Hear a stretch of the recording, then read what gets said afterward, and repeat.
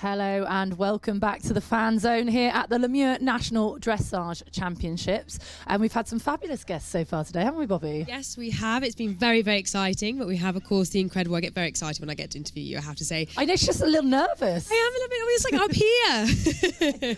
Dressage royalty, the wonderful Gareth Hughes. Thank you so much for coming to talk to us. Pleasure. Good to see you. Well, we've not had a chance to catch up since the World Championships. No.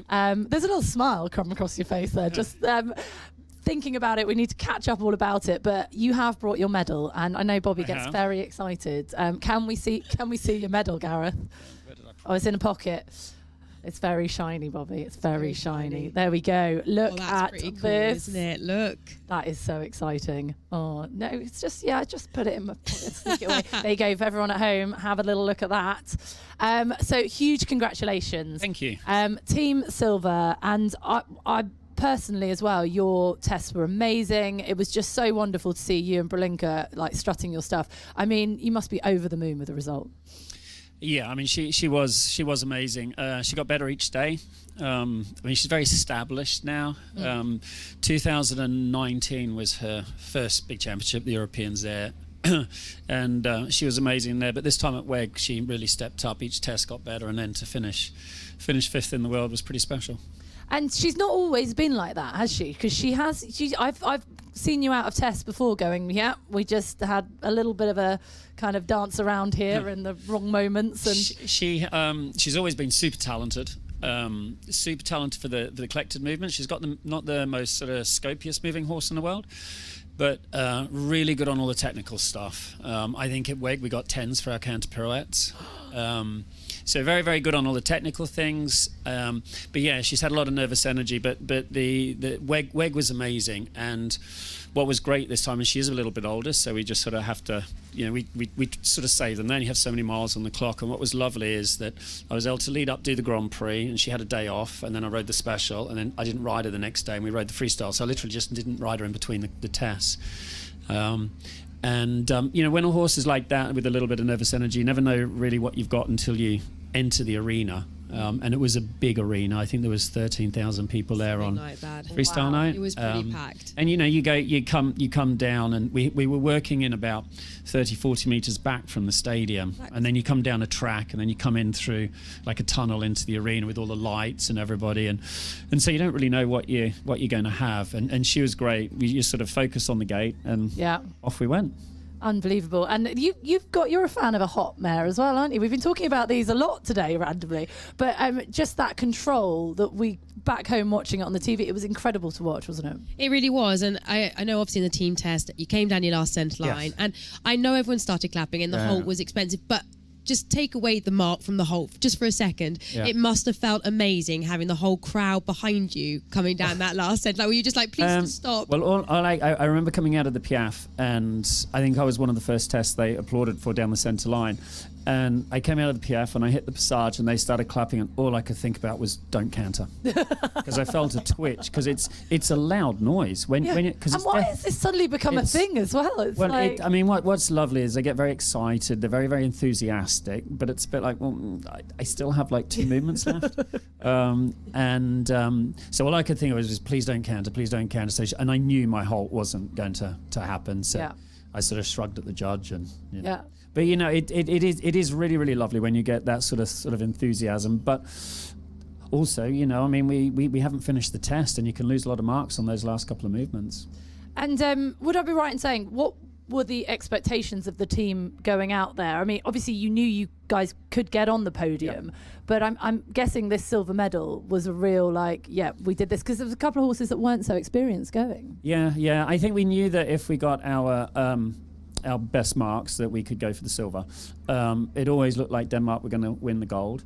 I think for us, probably before we went, the surprise was the Germans coming up so well, because they sort of had a weaker team than normal leading into it, but it's Germany, so they always step up at a championship. But I think what was great for us is how close we got to them. and each championship we've had since we started winning medals, a decade ago, there's almost been a different horse in the team, or a different team. Like this year, it was 3 different horses to what there was last year. Yeah. We're always there. We're always pushing for it. So it's really exciting. And if we keep talking about the World Tier, because all of us pretty much just got to watch it from the TV, and we try and feel the atmosphere, but you can only do what the TV can do. Tell us, talk us through the whole show. I mean, how does it even start to that very last test? It was because it was a stadium event. It was huge. So everything was big. From where the stables were. I mean, there was all there was the paras, there were the vaulters, there was the show jumpers, and there were dressage horses. So there was an enormous number of horses out there behind the scenes, and then you had all the arenas to work in, and then going and obviously competing in a massive stadium like that with the volume of people coming through. So it makes it really big. And there's nothing you can practice for. I mean, I don't know 13,000 people, so you can't get them at home and sort of practice your test. But so for the horses, it's really special. You should get some of Ruby's followers on her social media. Yeah. She's got plenty of followers, haven't you, Ruby? So to have, these horses, they have to be really special because they have to be so focused, so concentrated, sort of so on your age, so electric, but also so level. So it really does bring it. And I think WEG this year, I think that we saw some amazing tests, and I don't think there was a rider that lost a place. I think everybody earned their places. Everybody did great tests. It was great sport, really good judging. And a really, really high level. I mean, the level is so high now. I was going to say, I sat and watched the whole entire thing, and the standard and how much the sport is modernising is insane, isn't it? Yeah. No, absolutely. I mean, to get into the special, which I think there was 98 or something in the Grand Prix, to get in the special, it's the top 30, and I think you had to get over 72 to get into the top 30. I think the top 13 were all over 80% in their freestyle. I mean, it's massive. Yeah, really big. And your freestyle. Let's talk about your music. A bit of Madonna. Is that a secret Madonna fan we're going on here, or no secret? Rebecca actually picked it because I wanted to do sort of something different, and I wanted to make the test a little harder. Yeah. And so Rebecca worked it out. She sort of picked the music, and then Tom Hunt put it together for us. And actually, I'd videoed the test. We'd sort of worked out the music, and it'd gone backwards and forwards, but WEG was the first time I rode to it. Oh, wow. Just throwing that out there. So I just watched it a lot on my phone to try and get my timings of when I had parts of the music I had to listen to for things. So, yeah, WEG was my first ride to it. And Brilinka, I know she means a lot to you and the family and to Rebecca and to Ruby. Yeah. So, and she's a horse that you've always stood by. You've always had so much faith in her. So 5th individually and then a team silver. I mean, that horse just, it makes it more special, I'm assuming. It does, yeah. I mean, she's really special. Rebecca found her when she was 3. We brought her through. She's had her soundness issues that most people know about through it, but she's come back stronger and stronger. And each time she comes back, she gets better and better and better. And I still think there's more left in her. And she loves it now. She loves the big competitions. Before, she used to get a lot of anxiety and worry a little bit. Now she's really confident and she loves it, and she sort of comes home really happy. And she's pretty special. And it goes as well with what we were saying earlier. And anyone who wants to watch any of the earlier interviews, they are all on Facebook. But we were chatting to Louise Bell about hot horses and just taking time. And I think that what you're saying here and what we were talking about earlier is just about taking time with a horse, and look what happens. It is, and it really shows that, especially your journey with her. Like you said, it's very difficult when she's had sort of with the soundness, how you balance that. You've just done the Worlds now. What are you going to? How are you going to keep the training with her now? Where are you going with her now? Well, I mean, the next big one on our radar is Europeans next year. Yeah, of course. Then there's Paris the year after. So I sort of worked backwards from there. So she came back from WEG. She feels great. She looks great. I was like, shouldn't I bring her here? But we sort of got to balance it, and I want to sort of so Europeans in Germany next year. So I'll work backwards from there for the competitions that we need to do. and she feels really good. So whether we do anything before, I don't know. So now she's just ticking along. She's doing lots of sort of just basic, easy work, just keeping her fit. Because also she's 16, she has to keep moving. Yeah. We can't turn these horses out in the field and bring them in 6 months before a big championship and hope they're going to do covered in mud, she'll be fine. So and also too, they love the work. They get really bored if they're not being schooled or work. They love the physical side of it. They love the mental side of it, because you want them to enjoy doing that, because we need to train so much to be able to compete at that level that they have to really love it. And I don't know if you realise, but you've turned into a bit of a viral sensation on Instagram. This time last year, when we and it's not for your dance moves. That we'll leave those to your daughter. But they clipped a little bit of what you were talking about from this stage last year, and it's gone around social media and had over 100,000 views. The training, talking about your training with and how to create a Grand Prix horse. And I think it just really resonated with people what you were saying, and how you have to take your time and how to train a horse to this level. Did you see that on social media? Yeah, no, I did. I did, which is really, really nice. But I mean, it's such a balance, because you need three things to be able to train. You need knowledge. So if you don't have it, you need a trainer. You have to be proactive. So even though you're taking the time, you have to keep stepping forward, and then you have to be patient. So it's not just sort of leaving them until they're a certain age and starting, because the earlier you can start their journey gives you more time later on if you come up, which we all do, against issues, difficulty in teaching some movements, things like that. So it's a very, very long journey. It's like a kid at school. There's no use them missing out on the first few years and bringing them in at year 7. They have to start the journey early. And you just sort of keep trickle feeding information and going. And I think that way you can sort of, the training of them should be the same for every horse. And then wherever they end up, if they only end up a really good medium horse or a junior horse, young rider horse or a Grand Prix horse, you hopefully turn them into the best horse they can be. It's quite interesting that, and I love talking to you about the training side of things. I really enjoyed our interview. But from last time, let's change it a little bit. Obviously, you know your stuff, you know what you're doing, but how do you feel going down the centre line yourself to when you have to watch Ruby go down the centre line, especially at Europeans? I just turn into dad then. I always ask my dad this question. It's a little easier now. She's a little older, because she's only 14, but she's getting so clever in the arena now. But as a dad, I just want her to come out, with a smile on her face and enjoying it and everything. And she's super competitive on her own, so she doesn't need pushing like that. So I find it. Usually the first test I have to stand back, and I can't really sort of watch it. But it gets easier as the classes go on. Get emotional. Yeah. Do you? Yeah. I can imagine that. Yeah. Yeah. Well, she's my baby. My dad used to just walk off halfway through a test, like just walk off. At least you stand there and you watch the whole time. No, you just. As I say, I'm. This might be what I do as a job, and I compete at a high level, but. And if this is what Ruby wants to do, then, she has to work very hard, and, but she's got a whole career ahead of her. But, at the end of the day, I'm still her dad. And you have, like you said, been doing this a while now. Yeah. Are you still learning? Do you find... Oh, God, yeah. Yeah? Yeah, no, all the time. All the time, because I think if you're not learning, you're going backwards. The sport evolves, you have to evolve. And I think that unless you're... if you want to do this, if you want to do dressage, if you want to be competitive in dressage, you have to evolve with the sport. So as soon as you stop following that, looking what the judges are rewarding, the hardest thing.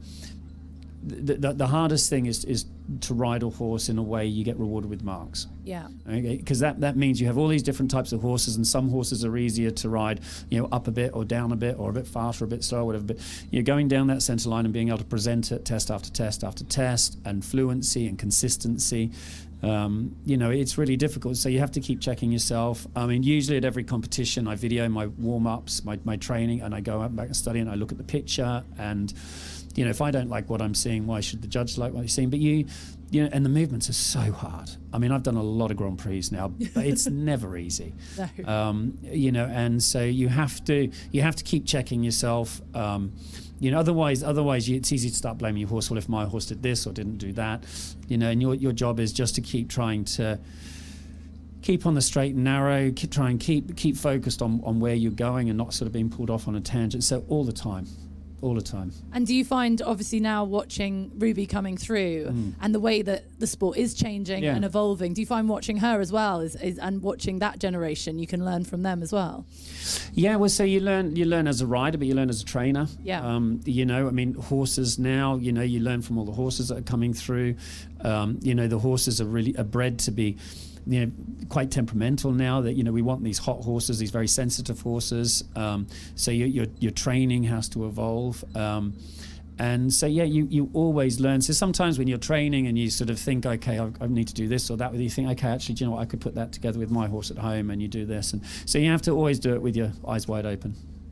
And Bobby, you're a trainer as well, and you have a lot of people that you coach, and you find it quite nerve-wracking as well, don't you? That when you watch someone going down that centre line, you kind of am riding it with them. If I ever felt how I feel when I watch someone go down centre, I'd never ride. It is the most nerve-wracking thing. Like, I had to watch my husband at the beginning of the show here, and I just can't do it. But we'll lead on there from what you were saying about the younger generation. We are obviously all doing the convention together. Yeah. Okay, yes. Younger we must get generation, this with the lovely Michael Elberg as well as. Yeah. And for any of you that want to join us, okay, please buy your tickets online at the British Dressage website. But we're all doing it together. It's very much celebrating where the sport is going, the younger generation coming through. Are you excited? Yeah. Yeah, no, it should be really good. I mean, it hasn't, I know I'm doing it, but, you know, I mean, WEG was, 3 weeks ago, so you know, that's sort of taken up the focus from the, sort of the beginning of the year, and then we're here, and so the next step will be watching your medals, sitting and looking at it, gazing at it. So the next thing is that. So yeah, no, it'll be really interesting to sort of see what we have there and how it works, and no pressure. The convention has a huge following, and a lot of people watch it. Do you get nervous before something like that? Because you're an amazing trainer. I've worked with you many times, filming and on camera. What you usually do is you usually 10 minutes before you go in, you usually forgotten everything there is about that dressage. But you know, you just fall back on experience. Right? Isn't that what you do? I tend to not have a plan before I go in, because we tend to. You know, we're dealing with a live animal, so you know, we come in, we start, and then I just usually start talking, and then he seems to talk until I finish. Is this something at home? He's like, does he just talk a lot at home as well, guys? No. Yeah, Rebecca's like, yeah, absolutely. And while we've got, there's quite the audience now who've come to us. Has anyone got any questions for Gareth? While I think about it, is there anyone who would like this moment to ask our silver medalist from the World Championships? No one. See, I would be grabbing this mic, but I like asking questions, which is a good thing. And she loves a mic, so all right. Also why she'd be grabbing it. All right, thanks. Oh no, this is going to be us three at the convention now. Is this? Just and don't forget Michael. Yes, be nice actually. I'm really looking forward to seeing the two of you, the dynamic between the two of you and your training. Because I've known Mike for years, and he's been on. We've been on a couple of teams together, and you know, Mike's been out of the Grand Prix spotlight for a few years, developing his next group of horses coming through, which is really nice. And so yeah, no, it'd be really good fun. And you've got white jumpers on. Yeah. Competing here at the Nationals. I've just done the Grand Prix. Yeah. How's it going? Yeah, he was good. He finds this sort of environment really hard. He did the Europeans last year, and we were also the reserve for Tokyo. And they're big stadiums, but people are a lot further back, and he finds everyone so close a little bit difficult. So he did a good test. We had a couple of little mistakes, but he held it together, and yeah, no, I was really pleased with him. And Tokyo, I mean, that's quite a tough gig, but everyone, I'm having interviewed Carl and Charlotte since then, everything. You are, if anyone was wanted for a reserve, people love having you in their corner. You're literally, everyone was saying how they turned to you for advice, and you were just such a great support man. But do you find the team, do you like a team environment? Or are you preferring a Nationals where you're flying solo? I enjoy the team environment. I enjoy the whole thing about team environment. And even though we're a team, we compete individually. Yeah. But it is really, really nice to sort of be there, and we have a great team. You know, the teams I've been on, the riders that I've been involved with, you know, we get on very well. So there's a great team environment, and the support staff around it, because there's a lot of people involved. So no, I do really enjoy that, and I think that, and also too, is I think it's important that. Those big team environments, those big pressure situations, it's sort of got to bring out the best in you, and you know, that sort of seems to happen with us. I can imagine you're quite a calming influence, chilled. When I get nervous, I sleep. Oh, do you? Yeah. So that's how nerves come out. I just sort of go, I don't know, maybe it's growing up in Australia. I just sort of go more that way. What do you do when you're nervous? Talk a lot. Oh, really? It's not like it surprises anybody whatsoever. I talk a lot when I get nervous. And we've got to ask you about her, because she's like a unicorn in this country. We never get to see her. Lottie Fry. Yeah. I've never interviewed her, and I've been doing this how long? Very excited that Lottie is going to be here on this sofa tomorrow. But what's she like? Give us a bit of an insight, because we never. Yeah. She's a competitor. Really? Yeah, no, she's got a real game face. She's amazing in the arena. And she's very young. What is she, 26, 27? Yeah. Hugely experienced now. And she's done an amazing job over there. And when she works for the Van Olfs in Holland. She's been over there for years. She's behind the scenes. She's a super sweet, sweet kid, but she's not a kid, is she? She's but no, she's an extraordinary rider. Those horses that she rides, they're big, strong stallions. But she's behind the scenes. She's very bubbly. She's very sweet. I mean, you'll see tomorrow when you meet her. She's very giggly, very sweet. There's no ego, and she genuinely just enjoys the riding, the competing. Unbelievable competitor, amazing in the arena. I mean, that we sort of, Glamourdale came out and he did a couple of tests at the beginning of this year, and you thought, if he can do that at WEG, he's got a really, really good chance. Her Grand Prix was phenomenal. Her special was amazing, and I think that freestyle, it was one of those moments. It was a Totilas moment, it was a Allegro moment, it was one of those special moments. This slight girl, that's what she looks like on him, tiny, on this big black stallion, going down there, and it was phenomenal. And I've been on a few teams with her now, and she's great for her team. And what's great for us is, with her and Charlotte and things, they're going to be the centre of our teams for a long time to come. So, British Dressage, with the good talent we've got coming up underneath, we've got a hell of a future. And with young Ruby, I mean, with all the talent coming up behind. Unbelievable. So, yeah. I got emotional during Lottie's test. We've worked out I cry a lot recently with her Royal Highness and everything. And we are asking people as well, because we're obviously dressed appropriately for the week, and we're asking people if they got any memories of the Queen, just to kind of have a little tribute. I'm sure you might have. Have you met her? No, unfortunately, no. I never did. No. I wasn't sort of in that situation too. But I mean, I think a lot of people have been probably maybe even surprised how it touched them. Yeah, massively. It was one of those moments. She was an elderly lady, and we knew that.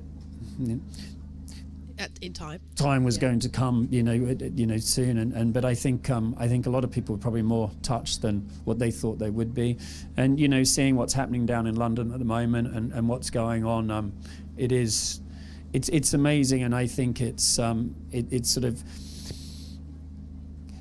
she was the epitome of being British. She was part of us being British, and she was obviously incredibly loved around the world, it's Monday's going to be a tough day. It is.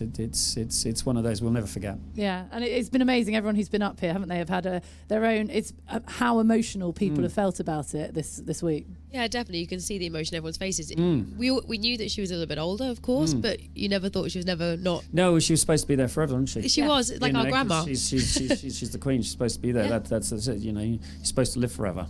Exactly.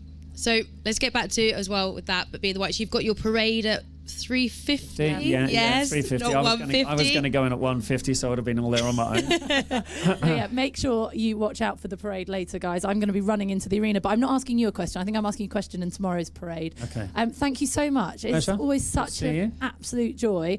Make sure you get your tickets, people, for the convention and for the crowd here. If you want to see me and Bobby with microphones chatting, but also see Gareth giving us his pearls of wisdom. But congratulations from all of us. Honestly, it was brilliant to watch. Brilinka is an absolute legend. Princess, I think you call her, don't you? Yeah, that's a stable name. Yeah, she is. She's a princess. Yeah, she is. I absolutely love it. Thank you so much. Pleasure. Good luck for the rest of the weekend. Thanks very much. We'll see you in the parade later.